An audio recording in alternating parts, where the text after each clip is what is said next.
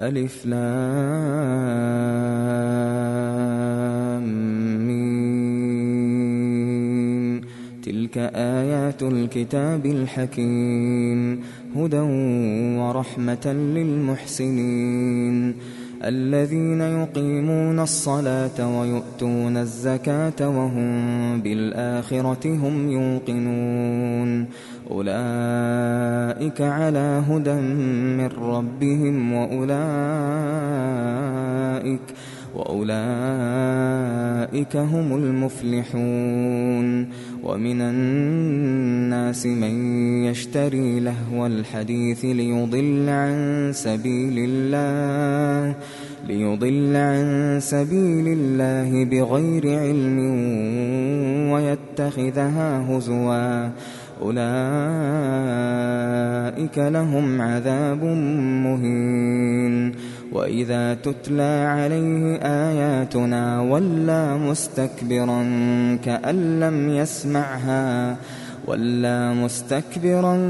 كأن لم يسمعها كأن في أذنيه وقرا فبشره بعذاب أليم إن الذين آمنوا وعملوا الصالحات لهم جنات النعيم خالدين فيها وعد الله حقا وهو العزيز الحكيم خلق السماوات بغير عمد ترونها وألقى في الأرض رواسي أن تميد بكم وبث فيها من كل دابة وأنزلنا من السماء ماء فأنبتنا فيها من كل زوج كريم هذا خلق الله فأروني ماذا خلق الذين من دونه بل الظالمون في ضلال مبين ولقد آتينا لقمان الحكمة أن اشكر لله ومن يشكر فإنما يشكر لنفسه ومن كفر فإن الله غني حميد وإذ قال لقمان لابنه وهو يعظه يا بني لا تشرك بالله إن الشرك لظلم عظيم ووصينا الإنسان بوالديه حملته أمه وهنا على وهن وفصاله في عامين أن اشكر لي ولوالديك إلي المصير وإن جاهداك على أن تشرك بي ما ليس لك به علم فلا تطعهما وصاحبهما في الدنيا معروفا واتبع سبيل من أناب إلي ثم إلي مرجعكم فأنبئكم بما كنتم تعملون يا بني إنها إن تك مثقال حبة من خردل فتكن في صخرة أو في السماوات أو في الأرض يأت بها الله إن الله لطيف خبير يا بني أقم الصلاة وأمر بالمعروف وانه عن المنكر واصبر على ما أصابك إن ذلك من عزم الأمور ولا تصعر خدك للناس ولا تمش في الأرض مرحا إن الله لا يحب كل مختال فخور وقصد في مشيك واغضض من صوتك إن أنكر الأصوات لصوت الحمير ألم تروا أن الله سخر لكم ما في السماوات وما في الأرض وأسبغ عليكم نعمه ظاهرة وباطنة ومن الناس من يجادل في الله بغير علم ولا هدى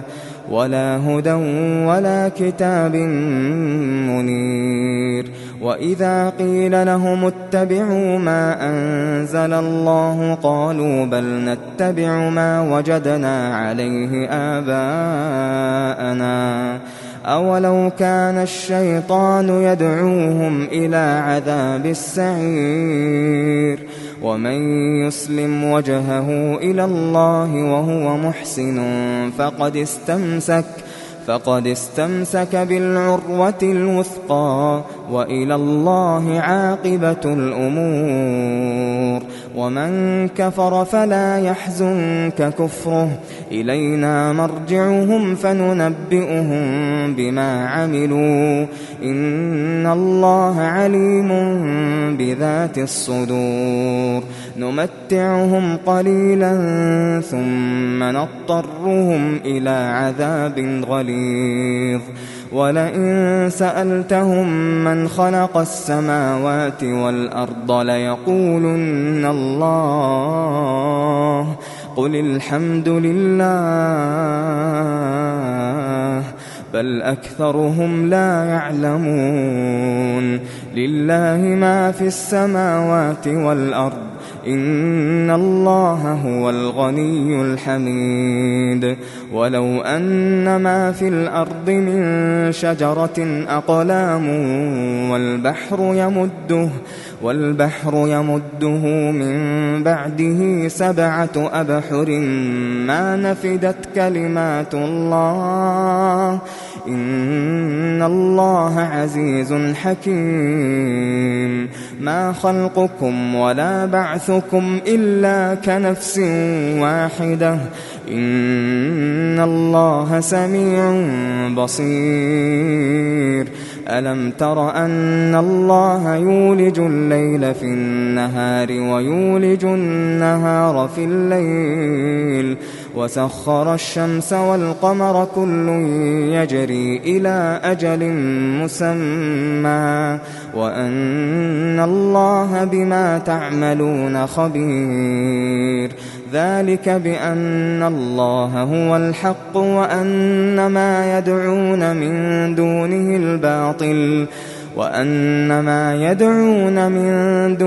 الباطل وأن الله هو العلي الكبير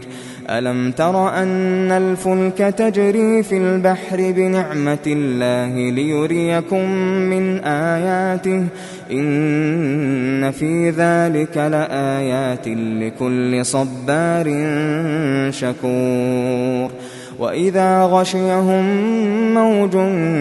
كالظلل دعوا الله مخلصين له الدين فلما نجاهم إلى البر فمنهم مقتصد وما يجحد بآياتنا إلا كل ختار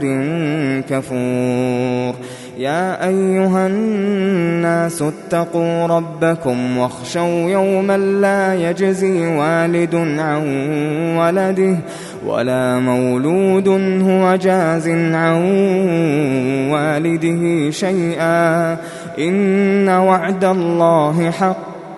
فلا تغرنكم الحياة الدنيا ولا يغرنكم